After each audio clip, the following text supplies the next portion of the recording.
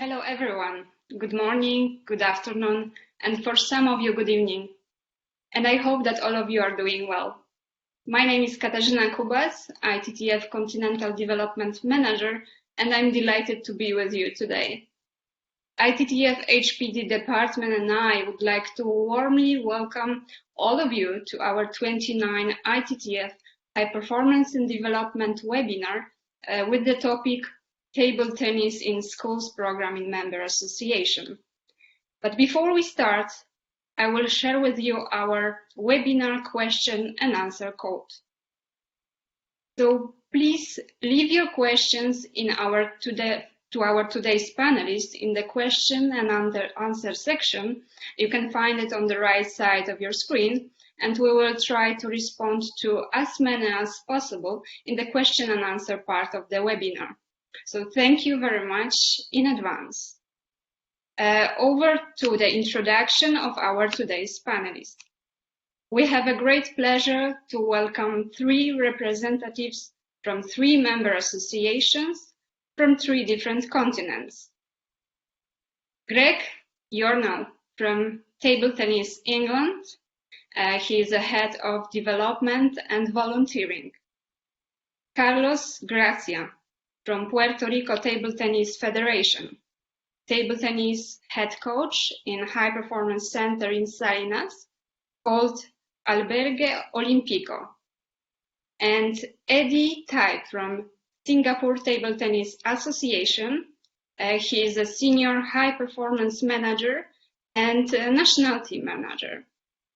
So thank you very much to you and member associations from England, Puerto Rico, and Singapore for taking the time, contributing, and joining us for this webinar.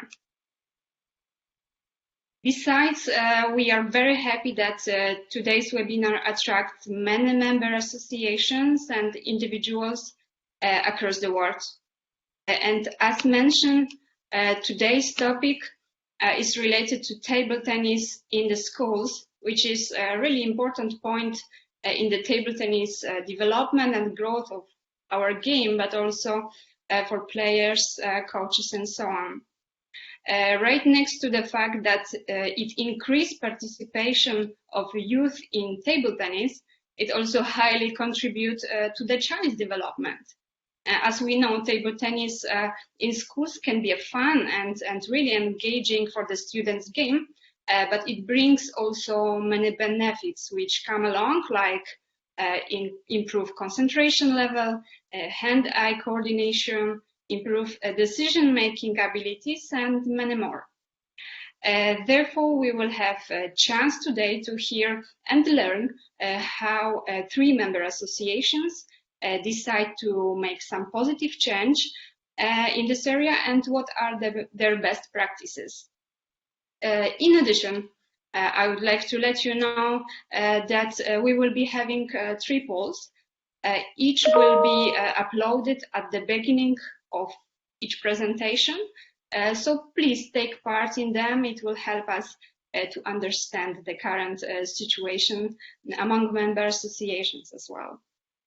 Last but not least, I would like to introduce to you my colleague, Dominic Plattner, ITTF High Performance Manager, who will co-host today's webinar with me.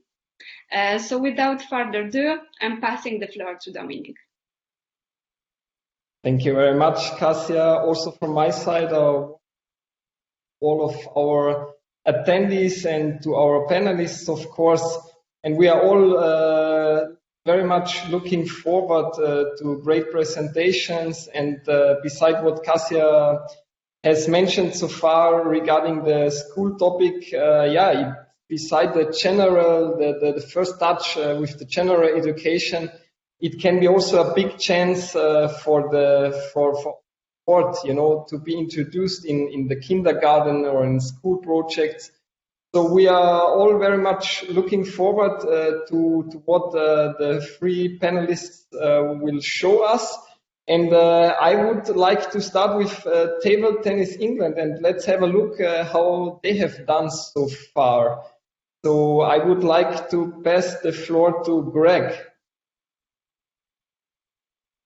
Hi everyone, and yeah, thank you for inviting us to join this webinar. So yeah, my name's Greg, so I'm Head of Development and Volunteering at Table Tennis England, so lead on a lot of our participation work in clubs, but also in schools and wider kind of community settings.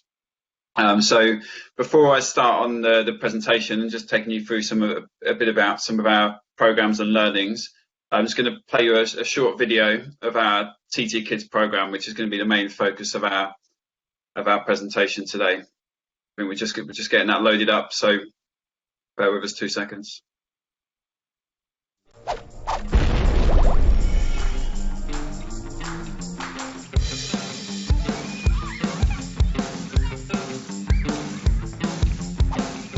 I really enjoy table tennis because it's fun and entertaining and you can master new skills.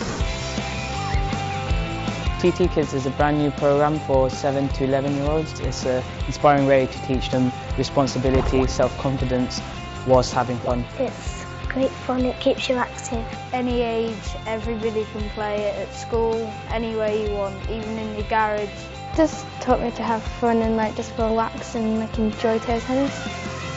Given an insight to table tennis, mainly having their first fun aspect of table tennis and hopefully to develop the child mentally, socially and physically. Anyone can play at any age and with any ability, so yeah, I think it's fantastic. My favourite exercise was playing with my family and other families here. Favourite exercise in the session today was the aiming exercise because you learn new things and also you're having fun trying to hit the targets at the same time. It helped me learn a new game, zigzagging it across, hitting the ball. You learn masses of new things and new games that you can play and enjoy. I think table tennis is a good sport for my child to play because it takes him away from social media. It gives him new things to focus on. It's fun, it's exciting and it builds confidence.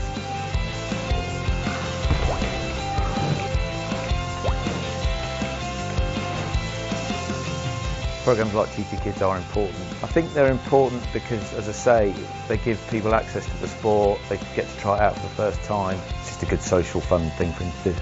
My daughter likes talking about the sessions that she's been to. She encourages the rest of the family to play. Well, I think it's good value for money. You get some free kit and you get some time invested in your child. So yeah, anything that gives kids access for not too much cost is great.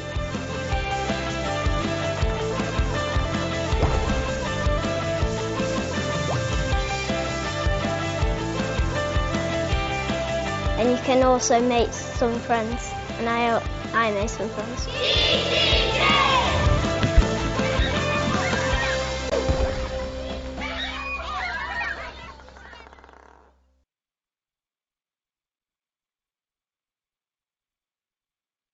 Cool, thank you.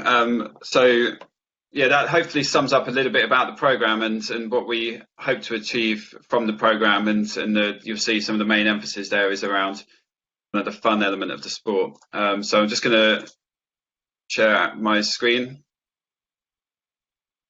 and start on the presentation.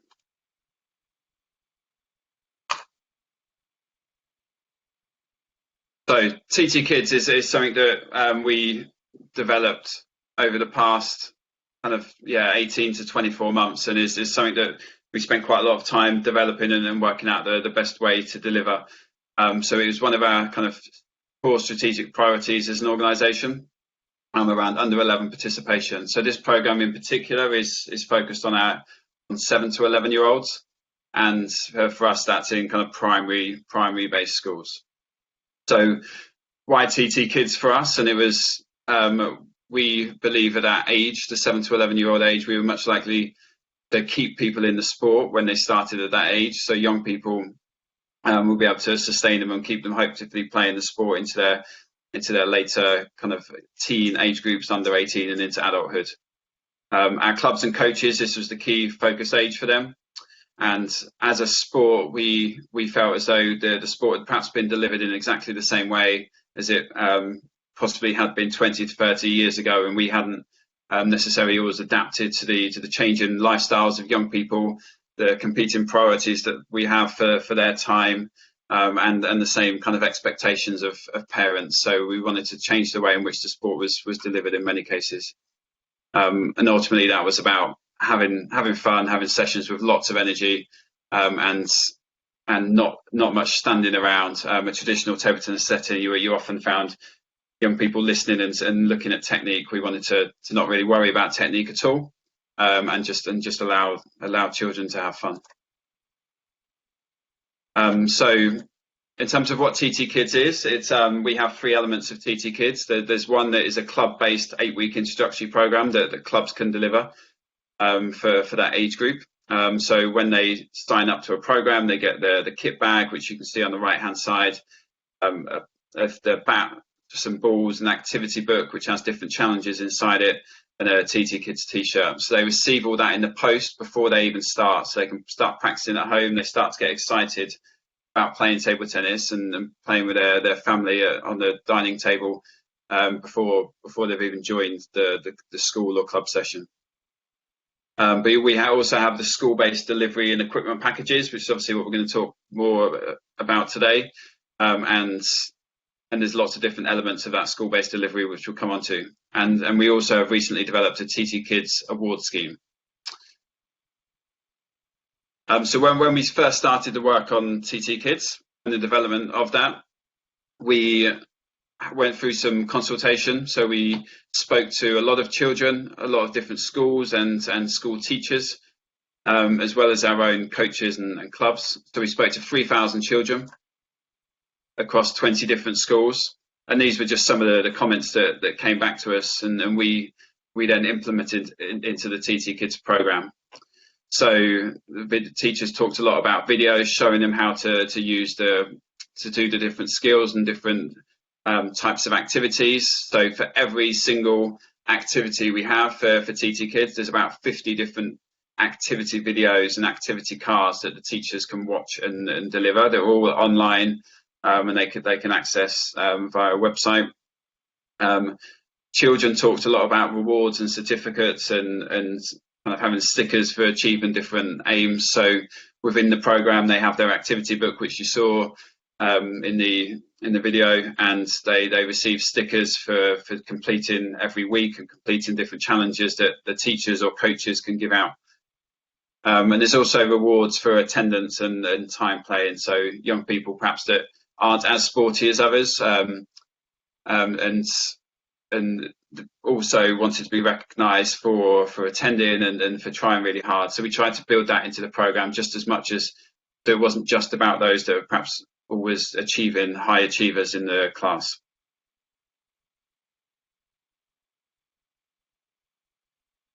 So we did some work in bringing the TT Kids program and table tennis in general to life a little bit in schools and also for our clubs. So we developed some branding around the program and some kind of keywords really that helped describe what we wanted to achieve from table tennis in schools and TT Kids. So the 3 kind of words that we picked out were inspiring, engaging, and the biggest one being fun. And inspiring was, we defined each one of these because inspiring wasn't necessarily about inspiring the next Olympian or the next national #1. It was about inspiring children to enjoy the game and to love the game. The program hasn't been about at all producing future champions. We wanted just more young people to play the wonderful game that table tennis is. Engaging and fun was the biggest one. So table tennis being a game without limits and an opportunity to let imaginations run free and for children to have loads of fun. So that's the biggest one we try and bring to all our marketing to schools and all our kind of work in schools when coaches go in to deliver. It's all about that fun element. And so a link to that very, very much so, we also deliberately refer to table tennis as a game and not a sport in all of our marketing to young people, to parents and to schools. And there was 2 reasons, I guess for that. One was to keep it relaxed and in that kind of fun element of the sport, of the game in this case, going, but also that through our research with young people in schools, there was a lot of people that said, you know, they weren't sporty, they don't like sport, and they've perhaps never been to a sports club before, and so therefore the word sport automatically puts some people off, particularly that 7 to 11-year-old age. So we refer to it as a game all the time, to make sure that we attract people from all backgrounds and all experience of sport.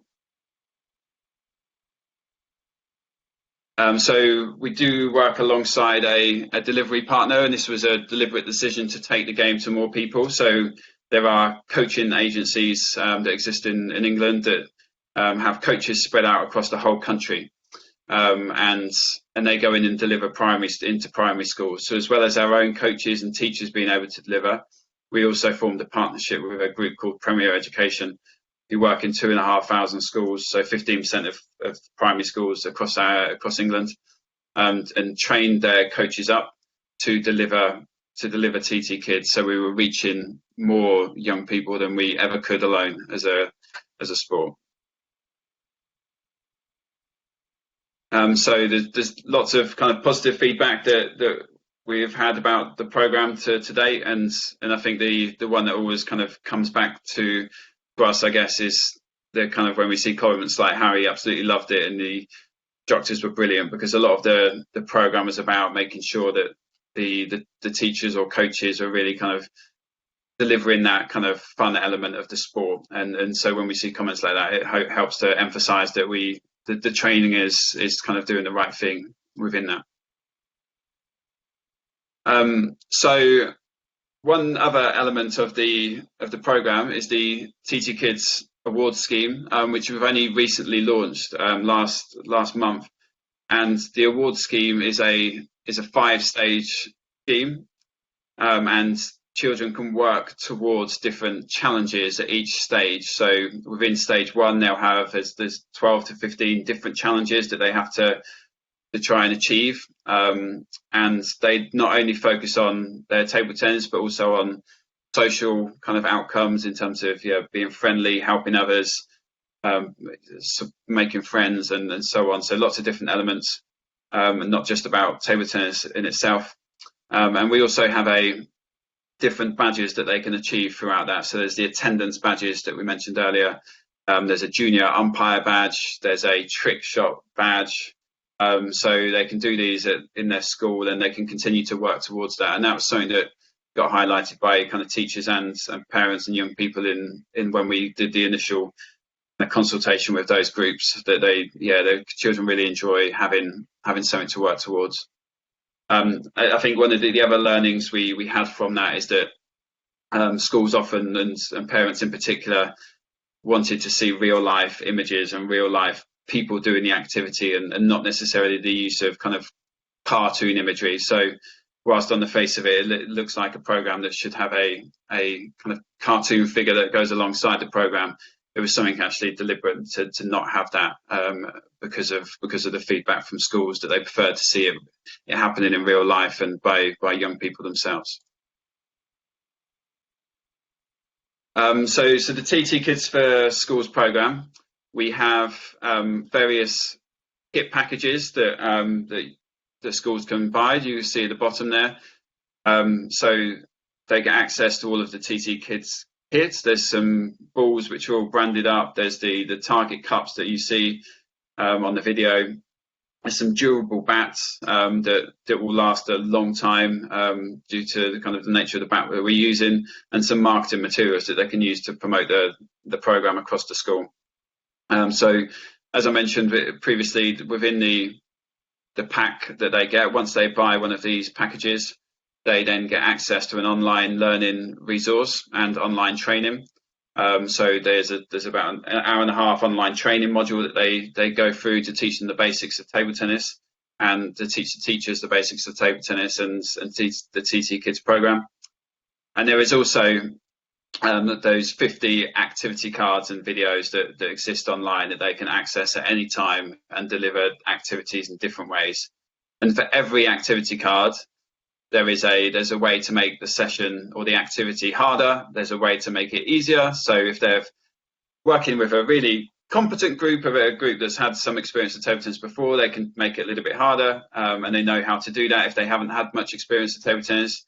And equally, if it's a group playing for the first time, they need to make it easier, then they're able to do so with the information that they have online. So we provide that to every school that signs up, and then they're able to deliver it themselves. And one of the things we aim to do with the schools program is to obviously link them up with our clubs and our coaches that operate across the country, and the aim for those clubs is to run taster sessions in those schools, short, sharp, fun, but the overall principles of TT Kids and what is often, I guess, more challenging for coaches when we're used to delivering table tennis on the table is that over 50% or about 50% of the activities for TT Kids are off-table activity.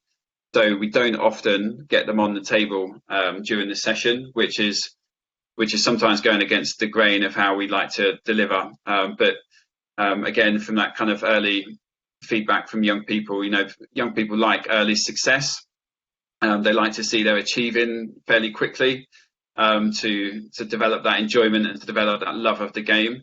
And as you all know, probably when you go on the table as a 7-year-old, the first start to hit the ball over the table, it's quite difficult, and it's difficult to get a rally going, particularly if you're playing against someone that isn't feeding the ball to you. So we develop that early success and enjoyment of the sport by keeping a lot of the activities off the table to begin with in schools, and then only really going on the table towards the latter weeks, kind of more readily.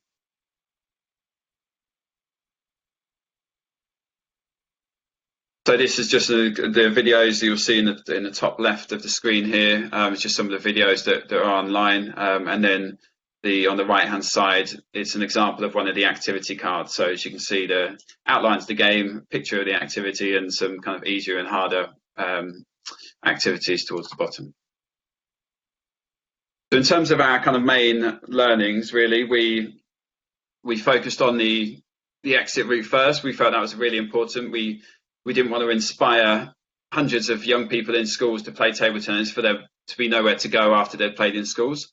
So we did a lot of work with training of club coaches up first around TT Kids. So they were having that same philosophy of table tennis and the enjoyment and not jumping on the table straight away as they were receiving in their schools. And so the experience was really important. As you've heard, we did a lot of research to find out what young people really want. We made sure it was accessible and easy to access, so much like the online training, making it as easy as possible for schools to pick up, to run the sessions, to be able to have the awards going alongside it, where they can work through the different stages of the award scheme. And we tried not to overcomplicate it, and I think most importantly, though, we had a clear focus. We didn't try and muddy the waters between making it enjoyable and trying to find our next champion or to do any talent ID. We just focused on fun, and that was much simpler for us. Once we did that, it was much easier to develop the activities that we felt could be delivered in schools, and to help train the teachers and coaches to deliver TT Kids when we just solely focused on fun. If we can build a base of players first and get more young people playing, then that's going to, in the end, be good for the talent ID system alongside it, without it being the main aim. So just really quickly, we do have some other schools work that we kind of also do. So we have a schools course program that we also deliver in secondary schools. So for schools for 12 to kind of 18-year-olds, we have a youth leadership course that we deliver to 14 to 18-year-olds, and a youth officiating and junior umpire courses that are delivered also to those age groups. We have tutors across the country that can go in and deliver those programs in schools. And we have a big schools competition program with around 10,000 young people that take part in those every year. So they're delivered in both kind of our younger year schools for 7 to 11-year-olds and for kind of 12 to 18-year-olds. So we have team competitions and individual competitions that work their way through from a very local to regional to national level. We're starting to link TT Kids programs into those younger age groups of those competitions. So that kind of brings us to the end of the presentation. And the last slide is we always kind of emphasise to our clubs and schools that together we bring TT Kids to life. And this is very much about a partnership approach between lots of different groups, and without anyone being able to do that on their own.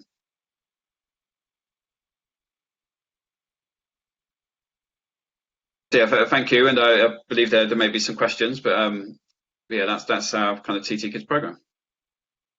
Thank you very much, Greg. It was truly informative and comprehensive presentation of your program. That's fantastic. And because it was so informative, you partly already answered for my first question. But I would like to anyway ask it, so you might little bit like sum up. We learn actually that it's 8 weeks program, it's time limited. So how you ensure that table tennis is still progressing in the schools, after this weeks of the project, what is basically the follow-up? Yeah, so we, after the kind of initial 8 weeks of the program, we then try and make the award scheme, I guess, is the next step to that. So after they've done that initial 8 weeks, we try and progress them through the award scheme. So we did have a lot of questions initially because the award scheme's only just been launched at what's next.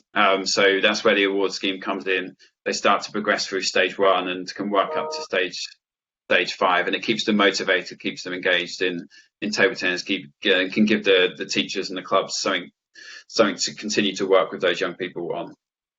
Mm-hmm. Okay, thank you very much. That makes a lot of sense. I will pass now to my colleague. I know he has also one question to you. Thank you very much, Gracia, and also from my side, first of all, congratulations, Greg, to your Build Up Table Tennis Kids project and for having got great feedback so far. I like your attitude and approach about how to attract the children to play table tennis. And I'm curious about how the procedure looks like when you are choosing the appropriate coaches, activators, and how do you educate and prepare them in relation to the Table Tennis Kids program? Yeah, so it's quite a difficult one initially, probably when we started the process, because we did want to engage the right type of person to deliver. So we made a deliberate attempt to try and work with clubs in particular to train young people up. So often the coaches in clubs will perhaps be kind of 60 or 60 plus sometimes in a lot of the clubs, and sometimes they have brilliant, excellent relationships with young people. But we also wanted to develop the next generation of coaches. So we asked every club to put forward at least one young person. So someone under 25, under 30 to come forward to be trained. And then we put them through a 3-hour workshop, activator workshop, in which it was generally, wasn't really focused on table tennis technique at all. It's just all about, how can you create high energy, lots of high-fiving. When you talk to the young people, sit down on the floor with them as opposed to standing and towering above them. So just trying to work with them on I guess, on a lot of the skills that teachers will have naturally, but not necessarily always our coaches would know about, because they haven't been through that lengthy training that a teacher would have done. Thank you very much, Greg, for giving us these great insights, and I wish you all the best for the future implementation of your great project, and go on for table tennis. Thank you. And now it's time to go over to the next presentation, and we are very much looking forward to get an insight into the approach of Puerto Rico regarding their school programs and since when their program has been present. Therefore, I would like to pass the word to you, Carlos.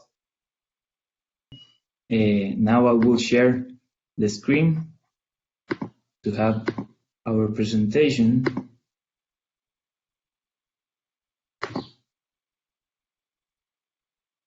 So, Here today, we are going to talk about the Puerto Rico table tennis school programs. My name is Carlos Gracia, and we are going to talk about the different schools programs that we have. So here you can see a map of our island. We have 3.5 million of people approximately, and we have 3 school programs of table tennis in 3 different strategic points. So one is in the south, you can see in the map, in the town of Salinas. The second one in the center of the island, in the town of Utuado, and the third one in the metropolitan area in the town of Guaynabo. So first, we have the high performance centers in Salinas, the school of the community specialized in sport of the Albergue Olimpico. This is the first sports school in the country where table tennis program was present since 1990. So this was a big dream of Don Germán Riquejos Sampaio, that he wanted to have a sports center, and he named it the Albergue Olimpico. He also made a proposal to the Department of Education to create the first specially sports schools. So he achieved this, and we now have the Albergue Olimpico school. So this is a state school where funds come from the government. Here, each athlete represents $45,000 per year. So it's a good money. And this is a residential school where the student stays from Sunday to Friday. Also, here the students receive the 3 meals daily and the academic classes. So the father left the student Sunday and then go Friday to pick up the athletes. And for our federation, this is our institutional program. So we are not a club, we are a program that receives athletes from every town of Puerto Rico. So coaches, teachers, and students. The head coach is paid by the Department of Education of Puerto Rico. This has to be a PE teacher, but also, and more important, have the credentials of the sport of table tennis and the support of the federation. All the teachers in the academic part are also paid by the Puerto Rico Department of Education. Right now we have more than 15 teachers that works directly in science, history, math, and Spanish, English, and other classes.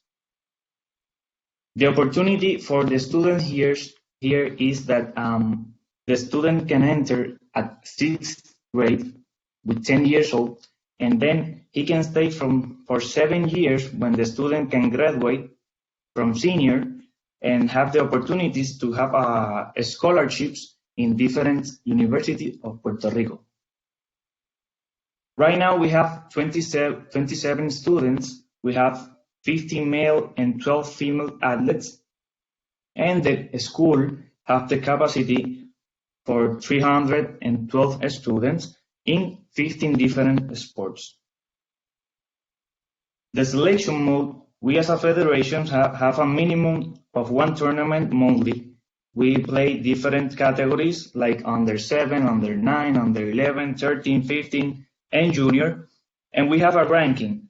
We can see the players in the tournaments, and we evaluate them, and then make a directly invitation to the parents to go to the school and take the sport test, and finally give them a yes or no to enter to the program school. And it's the National Training Center because here in the Albergue Olimpico, we train the national teams of mini cadets, cadets, and junior. The majority of these national athletes are in the school program of table tennis. Here you can see some pictures of the Albergue Olimpico. We can use the track, we can use the gym, and also we can use the swimming pool that is very good for the students. Here is the residential area of the school when the kids stay here from Sunday to Friday. This is our training center. Right now we have 20 training tables and a capacity for 40 athletes at the same training session. Right now in the pandemic, we are training, and now we are coaches, but also we are teachers because we are helping the athletes in the other classes, math, science, history. So we are making two works. The second school program is the Utuado Águilas de la Montaña Table Tennis Club that works directly with the municipal government, where they provide the facilities and pay the utilities, and also the municipality paid at one coach. So they are also a center of formation because they work with kids from 5 years old to 9 years old, and then transfer these kids directly to their school. The school is like an annex or a branch of the first one, of the Albergue Olimpico, because also they have teachers that work in the academic classes and are paid to of the Department of Education. Also, they have the head coach that is paid by the Department of Education too. Usually in this club, the national adult team train here, so they have the facilities to stay in the club and sleep, and they make concentrations, and the athletes can, like I said, they can stay and eat. Here you can see the Utuado facilities. They have a capacity for 12 tables, and they have excellent space and air conditioning too. In the picture, you can see some of our best athletes like Adriana Diaz, Melanie Diaz, Danieli Rios, Brian Afanador, and Daniel Gonzalez. These 5 players are in the national team, and all of them, they are from the club of Utuado. Also, our 2 national coach, Vladimir Diaz, is the female national head coach, named Coach of the Year 2019, and Eladio Afanador, men's national teams, they are both from Utuado too. And the third one is the Guaynabo Table Tennis Club and Elementary School Program. The Table Tennis Club of Municipality of Guaynabo works directly with its own Department of Recreation and Sport. The municipality provides the facilities, and the club offers classes from 4 to 7. So, with the federation and the club, we made a proposal to achieve that the table tennis was in the official curriculum of education of the schools of Guaynabo. So, the schools of Guaynabo works directly with the table tennis because the teachers have to make classes every day, 1 hour table tennis classes, and they have 4 different sections daily. So they work from Monday to Thursday, and they impact over 600 kids in these classes. The proposal was very good, and our senator, named Henry Newman, gave us some tables, some nets, rackets, and balls to the schools. Also, the head coach of the Guaynabo club go to the different schools and teach how to practice table tennis to the teachers in these schools. Also, the teachers receive a payment of $100 every Saturday because they go to the Guaynabo Table Tennis Club to have some clinics, and this give them extra motivation because they get paid and they go to learn about table tennis and put in practice from Monday to Thursday in the school of Guaynabo. Here you can see the facilities of Guaynabo Table Tennis Club. Right now they have the space for 16 tables to teach children, and also the federation used this center for tournaments and qualifiers. The program of the elementary school of Guaynabo also make some tournaments 2 times in the month here in the club. Here you can see some kids in the different schools of Guaynabo, and in the right you can see the official contract signed by the mayor of Guaynabo and our president Ivan Santos. So here in Puerto Rico, our mission is to continue the development of table tennis, and we want to be one of the most popular sports in the country. And right here you can see Adriana Diaz. This was the Pan American Cup last year, where we have a big step because she won the tournament, but also we achieved more than 5,000 people in the tournament. So this was a very, very important step for us to be recognized like a popular sport in the country. So this is the information I have to tell today to you. Thank you for your time. Thank you very much, Carlos, for your presentation. And before going over to Gracia and my questions, I would like to give the floor for a few sentences to Ivan Santos, who is the president of the Puerto Rico Table Tennis Federation. So, Ivan, the floor is yours. Thank you, Dominic. First, I want to say thank you to the ITTF for the opportunity to present our school program. Of course, I want to say thank you first to my friend Carlos Snar, Gracia, and you to give the opportunity. Then when COVID ends, we have the request to do this program in 3 additional municipalities. It's important to us to increase this program. Carlos explained, but I want to say that our federation function with the clubs. We have 20 clubs. We have about 450 players. Then we have a big calendar. Every month we celebrate tournaments with 16 tables, and all the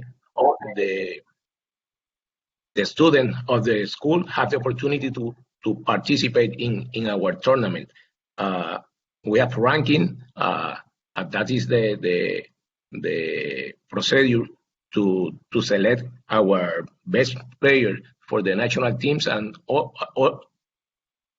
it's important that our determination is in consensus, where the opinion of the coaches is very important in our decision to select our best player to represent Puerto Rico.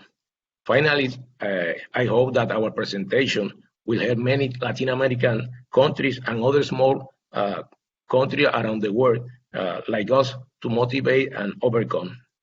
I remain to everybody that the key to be successful is having the ability to work hard day by day for a long time with passion and dedication. We in Puerto Rico are a united group that want the best for table tennis, and success of some of us is the success of everyone. Thank you for the opportunity. Thank you very much, Mr. Santos, for your kind words. And to all our attendees, besides the unique chance to ask our great panelists questions, we do have also polls, so please take part in them. And now I'm back with Carlos. I would like to start with the first question for you, Carlos. Is there a responsible person in the Puerto Rico Table Tennis Federation who coordinates the three mentioned school project and keeps the centers connected? Well, the centers works independent. Every center have a head coach, and this head coach is the responsible to maintain the programs running and to stay connected with the president and the community of the federation. Okay, thank you very much for answering the question. I will pass now the floor to my colleague Gracia.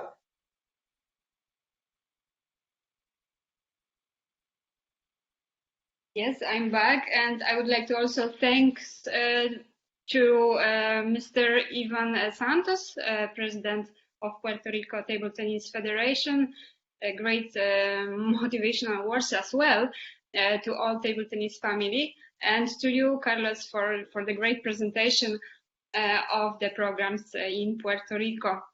I have a question to the last one, which you have presented, the program which take place in Guaynabo. And this started, as I know, last year, right? What has been done? What was the main steps in its creation? Yeah, I think it's a really good example as well. So what was the main steps? Okay, first we made a proposal about the components and the operation, how is going to be the program. Then we have a meeting with ex-Minister of Sports that now is a government senator. His name is Henry Newman. And then we make another meeting with the senator, with the mayor of Guaynabo, with a representative of the Department of Education and our president. And they all agree.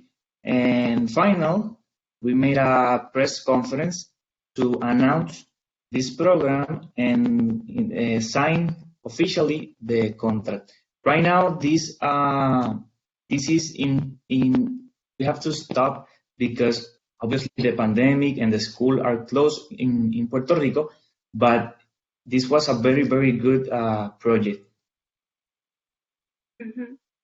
Yes, I found it as well. And I hope, as President mentioned, you will also spread it to our other municipalities. It will be also successful as it is right now.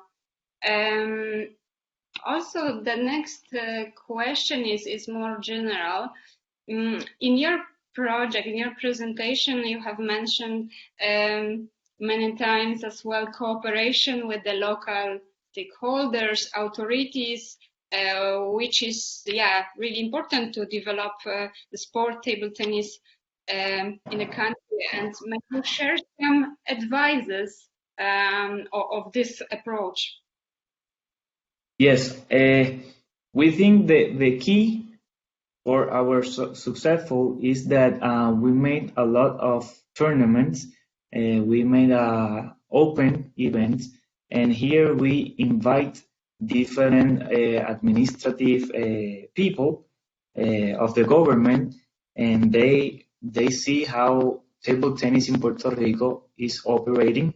We have 20, like the president said, we have 20 different categories, from kids from 7 years old to 45 senior.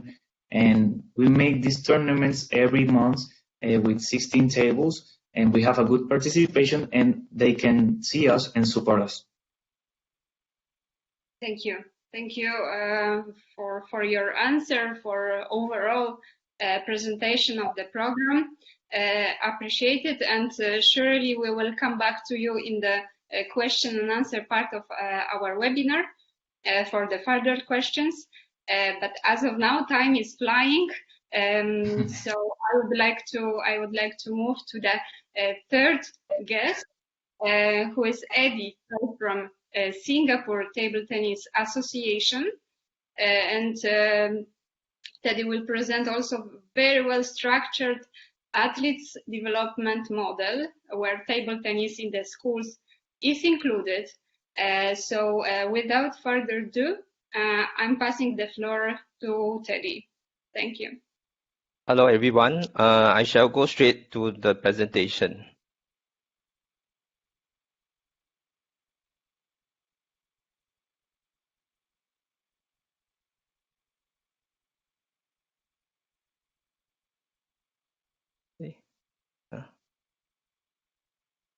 So sorry.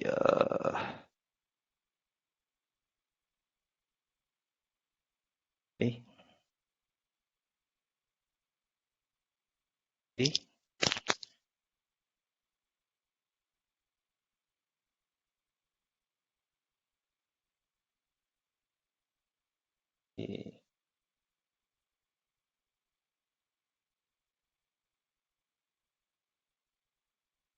Okay, sorry for the technical. Okay. Okay. Today I'll touch on the school and school within the school program and Crocodile Club. Okay. Okay, before I go into the details of the school within the school program, this is our athlete development pathway. Okay, as early as 4 to 6 years old, we start from the kindergarten program, whereas then we move up to the 8 zone centers. At the 8 zone centers, we have around 300 students.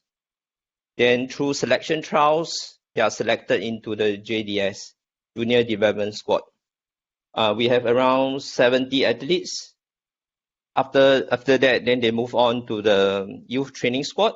Okay, youth training squad mainly caters to the mainstream school, whereas school within the school program is belong to the Singapore Sports School. That's only our only sports school in Singapore. Then through selection trials or results, they get selected into intermediate squad and followed by national team. Okay, so this SWS team is more geared towards high performance, I would say. Okay, school within school program, just to have some background, has a lot to do with our 2010 YOG success. Okay, Isabel Lee won silver medal in the singles event in 2010. So during the preparation, both of them, Clarence and Isabel, they were in sports school. So they were practically training full time, and the teachers were doing a lot of customization of their academic program. They were doing makeups, e-learning while they were competing overseas. So most of the time they were away. So after the success, we decided to sit down in sports school and see how we can formalize the model. So that's how school within the school program is born. Okay, so it's a partnership with Singapore Sports School. Okay, of course, the main objective is to develop youth players for progression into national team, and the main idea is to have a full-time training with a customized education program. Okay, the training program is jointly developed by the association and Singapore Sports School. And the coaches are actually deployed by the association to the sports school. And we have regular joint training with the national team and intermediate squad with the SWS team. And they are also very well supported by the NYSI, our National Youth Sports Institute, where they have physios, they have sports psychologists, they have sports dietitians to support them in the school. And they have like a training program that is quite similar to national team. They have 2 sessions per day with around 25 to 30 hours of training, including strength conditioning work done. And throughout the years, we invite a lot of short-term sparring partners with variety of playing styles, chopper, left-hander, yeah. And including, we have also invited a lot of teams from all over the countries. I think England. So we have a lot of joint training, and we have a lot of MOUs with clubs from Taiwan, China, Korea. Yeah. Okay. So throughout the year, they also have quite a number of competitions, like maybe 4 to 6 ITTF Junior Pro Tour, and some invitational tournaments, some junior championships. So a lot of times they are away, and including overseas training, at least I would say twice a year. and they take part in some of the foreign leagues like D League, C League in China. So they have a lot of opportunities. So this refers to the academic portion. Okay, so why is it called school within the school? So actually they do not join the full cohort of study. So actually it's a small group of teaching. So actually the teacher to student ratio is very low. And they have a modular system, and they have a lot of tracking and makeup done by the teachers. So the teacher will be monitoring them through whether is it e-learning or through the internet and wherever they are competing or training. Okay. So it's a secondary education. So actually they have a lot of routes after their secondary education. So they can go to the IB program. So it's like the international baccalaureate where they can take the exam and qualify for university worldwide. And they also have like the diplomas, which most of my SWS students will be inside is in this polytechnic diploma program. So they actually have a pathway of like 5 years to complete the diploma, and it's athlete friendly where they can take leave of absence to train and compete. And those who didn't do well in the sport and they want to go back to study, so another route is they go back to polys or junior college where they take the exam with the mainstream schools. Okay. So these are some of the graduates from the SWS program. Cohen Pang, he and Ray Shim was they were playing in the 2018 YOG. Yeah. So Cohen Pang in 2019 September achieved world #1 in the under 18 category. Yeah. So all of them are from the SWS team. Okay. Next, I will move to the Crocodile Challenge Club. Okay, this is one of the most important tournament in our calendar of events. It's targeted at primary school, from primary 1 to primary 6. Okay. Okay, why is it called Crocodile Challenge Club? Okay, it's got to link with the Crocodile Foundation, which is set up by the fashion label Crocodile International. Okay. So they wanted something to different for youth development in schools. So they are looking at a long term of 10 years partnership. So they wanted something different from the usual age group where you play cadet, hopes, this. So we started the first concept of the Challenge Cup in 2011. Okay. So something unique is there are 3 categories, P1, primary 1 and primary 2. So primary 1 will be 7 and 8 years old. Okay. Yeah. So then P3 and P4, 9, 10, and 11 and 12. So what is something unique is that wherever there's a winner of the event, like for example the P6 winner, if they get he get 1,500, the school will get $1,000. The player will only get 500. So this is something unique, and one of the biggest attraction of this event is that the winner of the P5 and P6, they will be sent to an overseas training stint or a ITTF junior circuit. Okay. So these are the numbers for the past 9 years. Yeah. So because of the pandemic, we have actually postponed the Crocodile Cup to December. So we have actually now achieved more than 300 entries. And we are looking forward to the first competition since the start of the COVID-19. Oh, that's all I have. Thank you.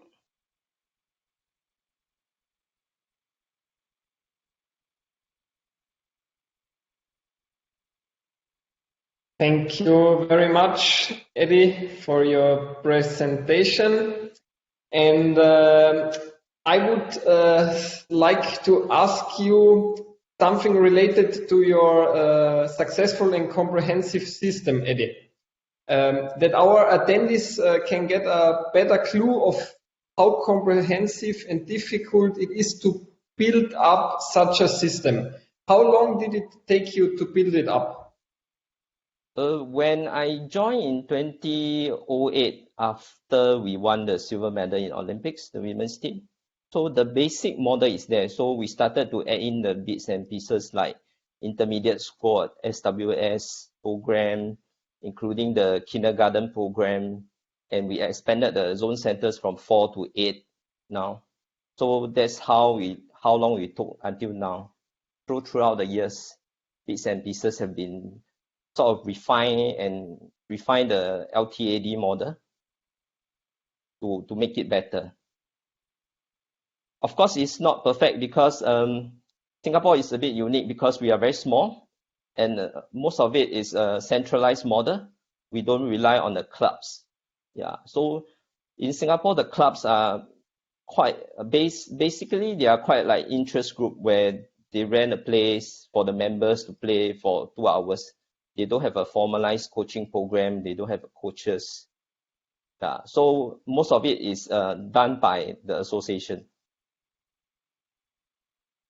Thank you very much for answering the question. And I would like to pass to my colleague Gracia. Thank you, Dominic. Yes, I have one question to Eddy about the kindergarten program and primary schools. Again, you partly answer for the question because I was going to ask if there's any links with the table tennis clubs, but you just mentioned, I assume no.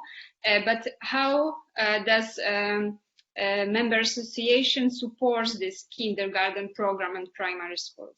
Okay, for the kindergarten program, actually we provide it's a modified table tennis program. So we provide like the lighter rackets, a lower table, because they are 4 to 6 years old. Yeah, so it's a modified program. So we actually deployed the coaches down to conduct the program. It's really more about having fun. So we actually put the table inside the kindergarten.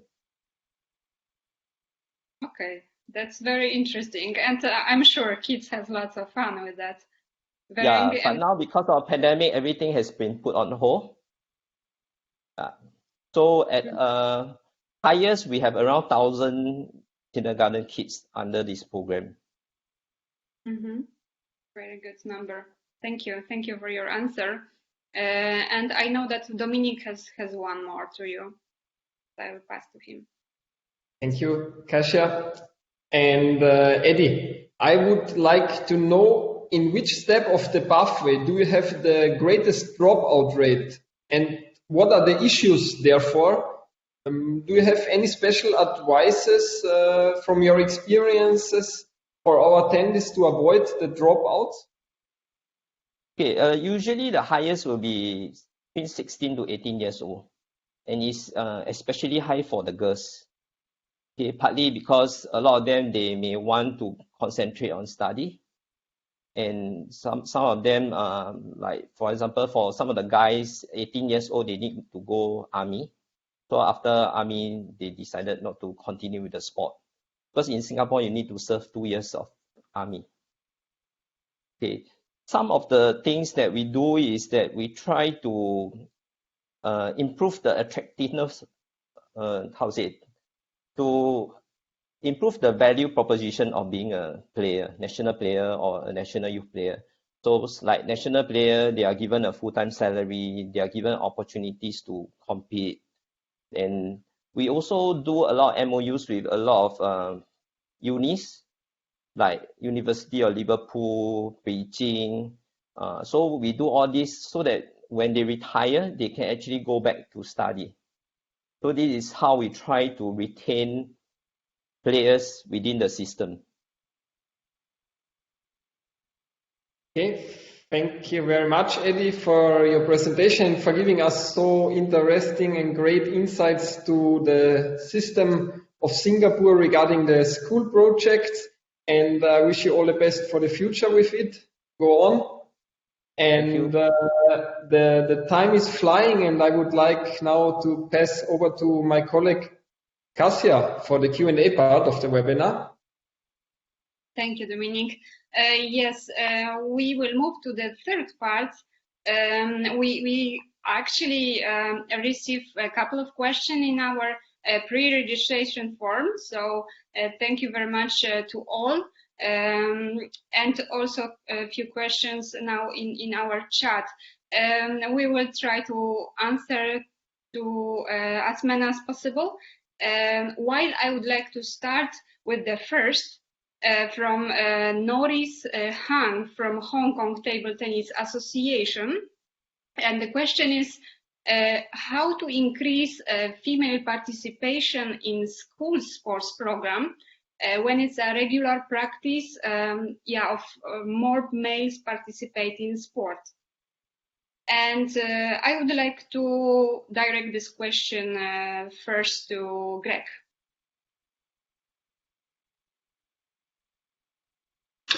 Hi.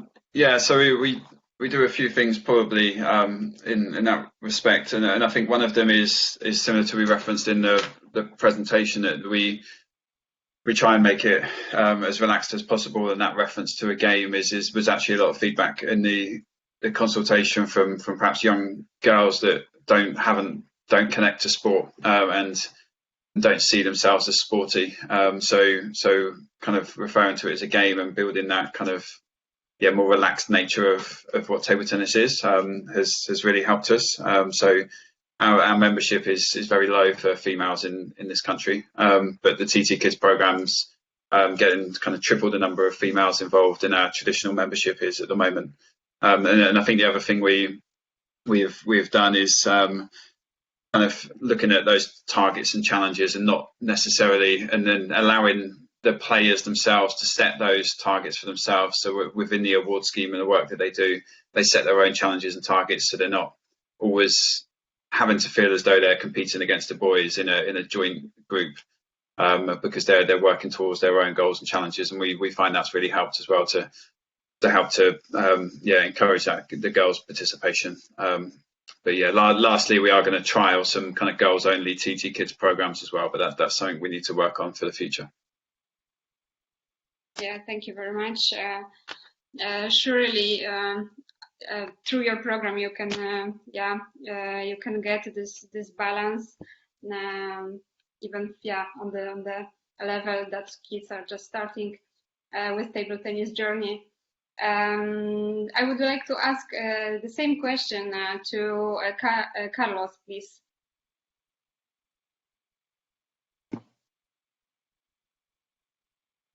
Yes. First of all, I think the presence of the female coach is very important here, because the girls can be, more.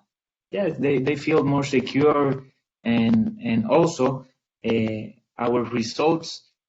The biggest result that we have as a federation are from females. So this is important too, because the female kids want to play, and it's an extra motivation. Adriana Diaz, and here is like a boom. Every kid, every girl wants to play table tennis. And for us, men coaches, it's very important to support the girls in this project, table tennis. Thank you very much. Yes, both genders should support each other and to have this common success. Thank you very much. And yes, the question also to Eddy, the same one, how to increase female participation in the school sports program. Okay, because I think as many have known, we have a very strong women's team. So like Feng Tianwei, Yu Mengyu, all these. So we do a lot of clinics, we do a lot of sharing sessions with the schools. So actually a lot of them look up to them like role models, and they aspire to be like them. So this is how we try to promote the sport within the girls, for the girls especially. Yeah. Thank you for your contribution. Very valid. I know that Dominic has one more question, so I'm passing to him. Thank you very much, Gracia. And I would like to start with Eddy, because you are not muted. Eddy, what's the best way for you to select the children from the school? I mean, the most valuable selection criteria as we can find clever athletes in the future. You are referring to something like talent ID criteria? Yes. Yeah, so usually we will see how, in terms of the mobility and coordination, not so much of how well they can play, especially at a young age. Yeah. Okay. So that's the main attribute that we will see, and of course, certain things like attribute like left-hander, all this will be really an advantage. Okay, thank you very much, Eddy. And now I would like to pass over to Carlos. What is for you the most valuable selection criteria? Okay. We do evaluation, obviously the talent of the kid, but also we evaluate the parents, because if the parents can support this athlete, it will be better. But if the parents doesn't have the support that came and is necessary for table tennis, the development will not be so well. So we evaluate the two parts. Okay, thank you very much. And last but not least, Greg, how do you deal with it in England?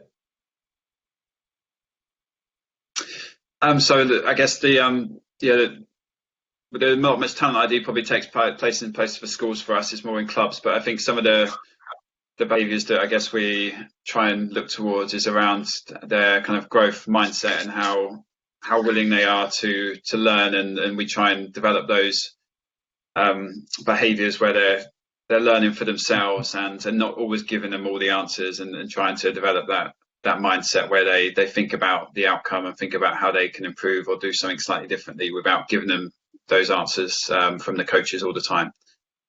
So those are, I know, some of the key things that we try and then instill through the TT Kids program too. Thank you very much, Greg. And now I would like to pass back to Gracia.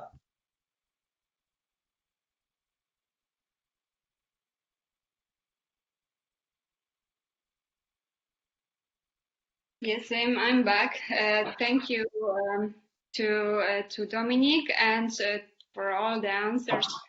Very nice insights. I think and I think we can discuss about this for hours or for days, maybe more. And we wish to listen and talk more about the matter about the table tennis in the schools. But today we need to wrap up our webinar. It's time. So first of all, dear guests, Greg, Carlos, and Eddy, we want to thank you very much for sharing with us an overview in regards to table tennis in the schools programs in your member association. We've received really many interesting insights from you, and same time congratulate your member association of England, Puerto Rico, and Singapore for really great initiatives. You present amazing examples, which certainly provide some key takeaways for all of us. And thank you to all attendees too for your interest and attendance in this webinar. For all the ITTF HPD team who work hard to prepare every single webinar and do a great job behind the scenes. And so that's all from my side for today. Please keep the great job. And I would like to pass to Dominic for some final words and information about the next webinar.